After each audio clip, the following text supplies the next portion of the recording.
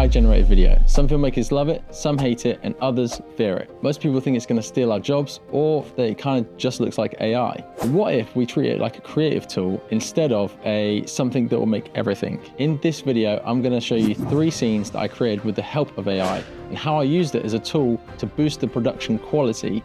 And then I'm gonna break down all those scenes and show you exactly how I made them. By the way, I'm John, I'm a cinematographer and filmmaker, and on this channel I make short films and filmmaking breakdowns. Let's get into it. You make sure the job is done this time. I want no excuses. Do not fail me again.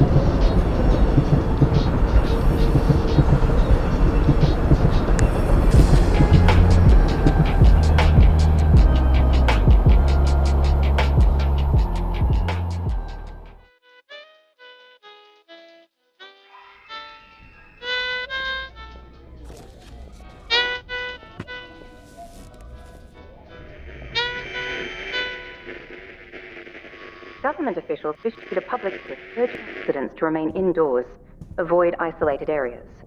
Authorities confirm multiple eyewitness accounts describing strange figures and unexplained movements in rural and suburban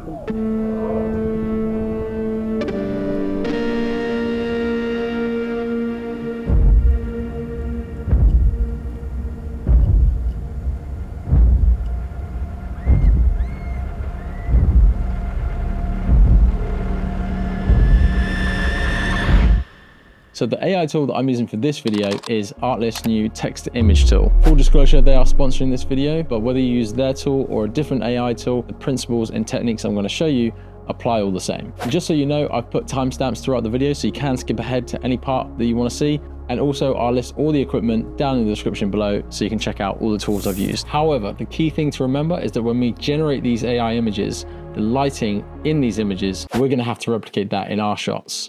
More on this later. So first we're going to create the wide shot for the train station. So this is Artlist panel for AI image generation. This is the prompt that I use for my scene. Note that I put in the height of the camera and the focal length of the lens. This is because when I shoot, I'm going to put the camera at the same height and I'm going to use that same focal length as well. Give me the best chance of it looking correct in post. Then we click generate. It takes a few seconds to create the image. Then I make any amends to the prompt if there's anything I want to change in the image. But once we're happy, we click animate.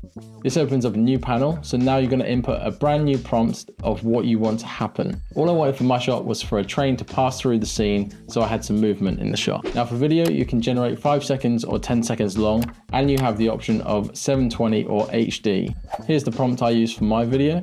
Click animate. Once I was happy with this main shot, I then created a few other different camera angles to create the final sequence. A profile shot, a shot of the floor for when I look down at my phone, and then an AI generated video of the shoes stepping onto the platform. So now that we have our location shots, the next thing we're going to do is film our character that we're going to comp in to these AI shots. So first I set up the green screen. This cost me about £18, which is about $23 from Amazon. It's actually really good quality for the price and a decent size as well. Next, I like the green screen. I used the Amaran 100D with the Godox softbox. The goal here is to light the green screen with a soft light, which will help give an even spread of the light. So when it comes to keying in post, you get better results. Then it's all about lighting the character to match the scene. We start with a top light. This creates an edge light around our subject. This will also play as the lights in the ceiling on the platform. Finally, I added a bit of fill light to give me a bit more exposure from behind, raising the shadows slightly to replicate a bit of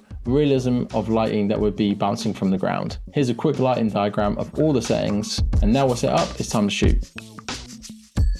First thing to do is crop the subject using a quick mask. Then I key out the green screen using the Ultra Key effect in Premiere Pro. Final piece of the puzzle is to color grade the subject so it blends better into the final shot. Now to really sell this, you need sound design. Adding in the ambient noises of the train approach, the station announcement, the steps of the shoes, and the music playing in the headphones. This really immerses the viewer in the shot, and that's our first scene.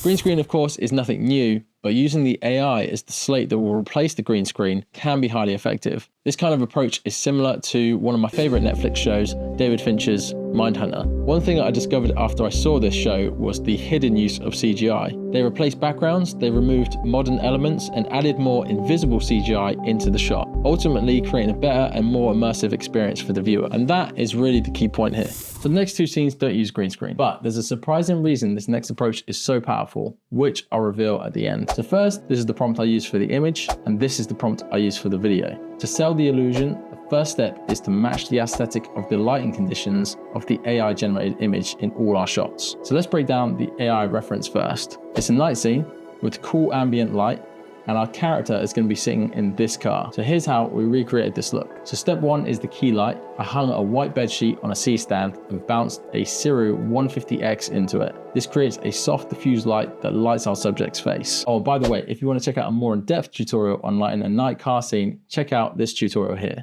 Step two was to light the midground of our shot to avoid a flat background. I lit the hedge next to the car using the Falconized RX-18 with a softbox. This was boomed above with another C-stand. Also got really lucky when my neighbors put their lights on, adding more depth to the shot as well. And just like that, we've got ourselves a hitman scene. You make sure the job is done this time. I want no excuses. Do not fail me again.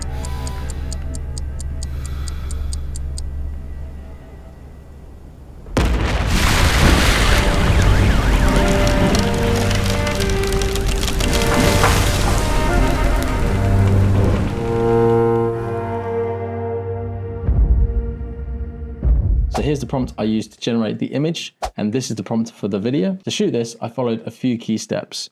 I went with a high angle shot to make our character look smaller and more intimidated. Then I used negative fill to increase contrast on one side of the face. Then for the key light, I used a globe softbox paired with the Zhiyun X100, nice and soft. And the final step was to wait for blue hour. This gives the scene a soft, cool ambient light matching the tone of the AI reference. And in post, I just reduced the exposure, increased contrast, and tweaked the colors. And then adding a little bit of music, a little bit of sound design, and of course, another cheeky little voiceover from Artlist, we have our UFO encounter.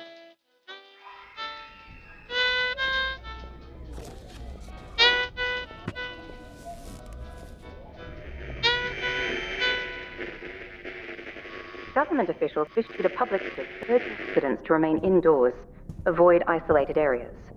Authorities confirm multiple eyewitness accounts describing strange figures and unexplained movements in rural and suburban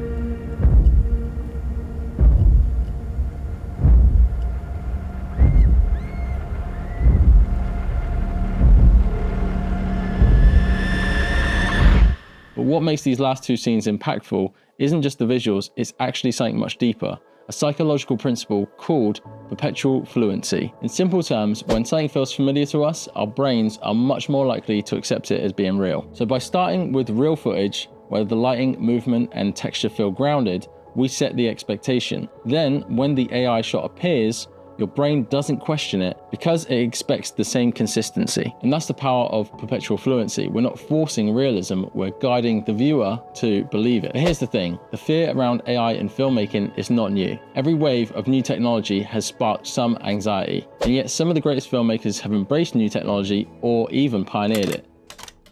It doesn't mean that technology is going to make the film any better. That has nothing to do with art. Technology is used to tell a story. And that's the whole point. It's really the filmmaker and the storyteller and how well they're able to tell the story that counts in the end. The techniques they use are really a byproduct of that. George and his team practically invented digital filmmaking, and the rest of the world eventually embraced it. And I think that's the type of mindset we need to still embrace today. Be open and be creative with this new tool. So if you want to test out this type of workflow, Artlist is giving 2 months free to you using the link below. Because at the end of the day, the tools evolve, but the fundamentals of filmmaking, they don't. It comes down to how you plan, how you light, and how you execute on the story that you want to tell. If you want to see that mindset in action, check out this video here on how I made an award-winning short film on a budget. I'll see you in the next video. Peace.